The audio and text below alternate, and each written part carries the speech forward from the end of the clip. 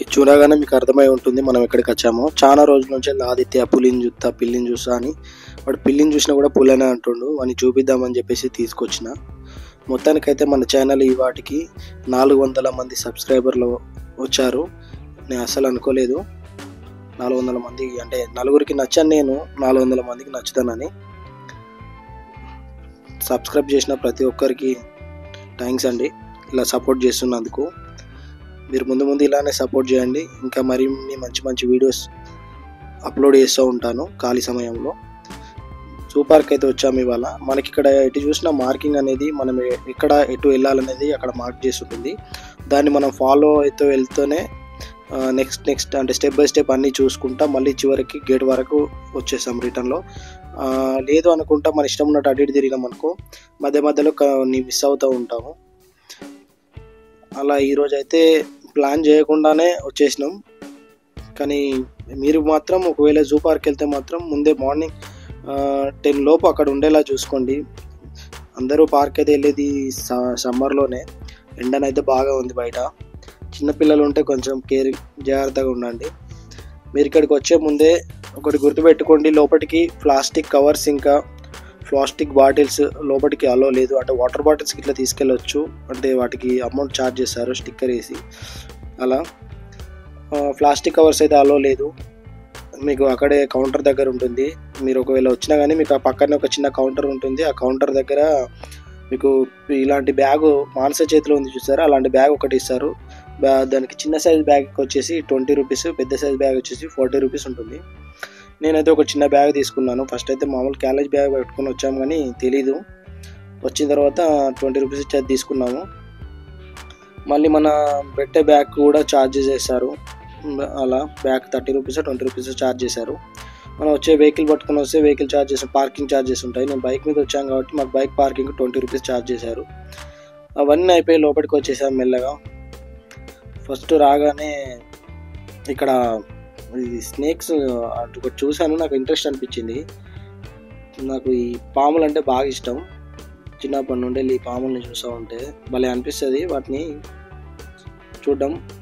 రాగానే పాముల దగ్గరికి అయితే వెళ్ళినాం, చూస్తూ ఉన్నాం అన్నీ. ఈ చెట్టు మీద పాము చూడండి, అసలు అది పాము బ్రతుకున్న పాము అంటే ఎవరు నమ్మరు కావచ్చు. ఫస్ట్ నేను కూడా చూసి అది ఊరికనే వేసిన బొమ్మలా ఉంది అనుకున్నాను. తర్వాత గమనిస్తే అది కదులుతుంది మెల్లగా. ఇక్కడైతే వీళ్ళు అన్ని రకాల పాములు కవర్ చేశారు. కానీ చూడండి, ఇంటి దగ్గరికి పాములు వస్తున్నాము భయపడతాం, దారిలో ఎక్కడైనా పాములు కనిపించినా భయపడుతూ ఉంటాం. కానీ ఇప్పుడు ఇక్కడ ఈ పార్క్ వచ్చేసి డబ్బులు కట్టి మరీ మేమైతే పాములు చూస్తున్నాం. అంతేలే, ఏదైనా ఇప్పుడు మామూలుగా చూడండి, మన ఇంటి దగ్గరికి ఆవులు కుక్కలు ఏమన్నా బర్రెలు ఏమన్నా వస్తే కొడుతూ ఉంటాం. అదే ఏదన్నా పండుగలు రాగానే మళ్ళీ అదే ఆవు పేడ కోసం, అదే గోమూత్రం కోసం పరిగెడుతూ ఉంటాం. కొన్నిసార్లు డబ్బులు ఇచ్చి మరీ కొనుక్కొని వస్తాం. అదే ఇంటికి వచ్చినప్పుడు దానికి కొంచెం అన్నం వేయడానికి కూడా మనకు టైం ఉండదు అనుకోండి, చాలా బిజీ ఇప్పుడు అందరూ. అదే మిగిలిపోతే ఖరాబ్ అయితే డస్ట్బిన్లో పడేస్తాం.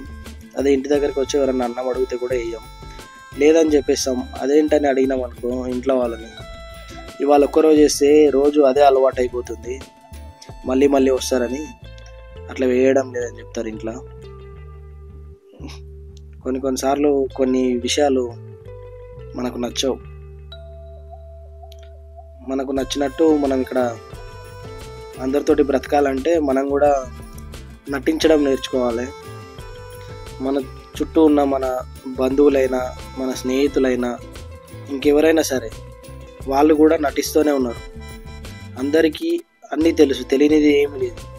కాకపోతే ఎందుకు అట్లా నటించుకుంటూ బతుకుతారంటే అలవాటు అయిపోయింది వీళ్ళకి. ఇక్కడ నేను అందరికీ దూరంగా ఉండాలి, నాకు ఈ మనుషుల మధ్యలో నటించుకుంటూ బ్రతకడం నాకు రాదు. అందుకే ఎక్కువగా నేను ఎవరితోటి మాట్లాడను, వీలైనంత వరకు అందరికీ దూరంగానే ఉంటాను, అందరినీ దూరం పెడుతూనే ఉంటాను. నటించే మనుషుల పక్కన ఉంటే మనం కూడా వాళ్ళలాగా అంటే నాకు కూడా ఇక్కడ చిన్న భయం, నేను కూడా వాళ్ళ లెక్కనే అయితే కావచ్చు నటించడం. వద్దు, ఆకలి వేసినప్పుడే మాత్రం అన్నం తినాలి, అవసరం లేనప్పుడు ఎందుకు.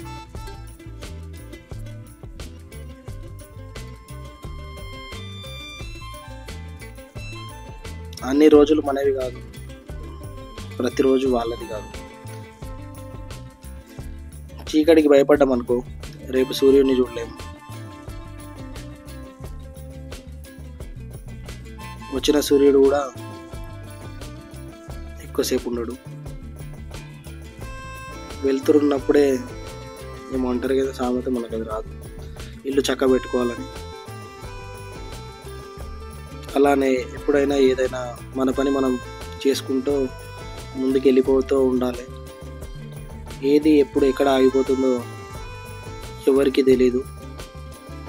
అన్నీ మన సొంతం అనుకునే బ్రతుకుతూ ఉంటాం. చివరికి ఆ టైం వచ్చినప్పుడు నేను నాది అందం అని రోజుకు 100 సార్లు అద్దంలో చూసుకునే నువ్వు నీ శరీరాన్ని ఇక్కడే వదిలేసి ఒంటరిగా వెళ్ళిపోతావు. ఆ రోజు నా అనుకున్న ఎవరు కూడా నీ వెంట రారు. ఈరోజు నువ్వు ఎవరి కోసం అయితే పరిగెడతావో వాళ్ళు కూడా నీ తోడు రారు. ఒంటరిగా వచ్చిన నువ్వు మళ్ళీ ఒంటరిగానే తిరిగి వెళ్ళిపోతావు. ఎప్పుడు ఇది గుర్తుపెట్టుకో. నీకు బాగా నా అంత గొప్పవారు లేరు అని అనిపించినప్పుడు దగ్గరలో ఉన్న శ్మశానానికి వెళ్ళి చూడు. అక్కడ నీకన్నా ఎంతో గొప్పవాళ్ళు చివరికి అదే మట్టిలో కలిసిపోయారు. ఈరోజు కాకపోయినా రేపు, తర్వాత ఎప్పుడైనా ప్రతి ఒక్కరం వెళ్ళాల్సింది అక్కడికే. గర్వంతో ఒకరిని ఎప్పుడు తొక్కడానికి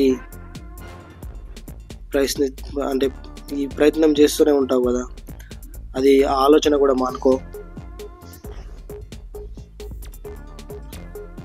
ఇక్కడ ఇది ఉందే, సింహం అడవికి మాత్రమే రాజు. మన మధ్యలోకి వచ్చిన తర్వాత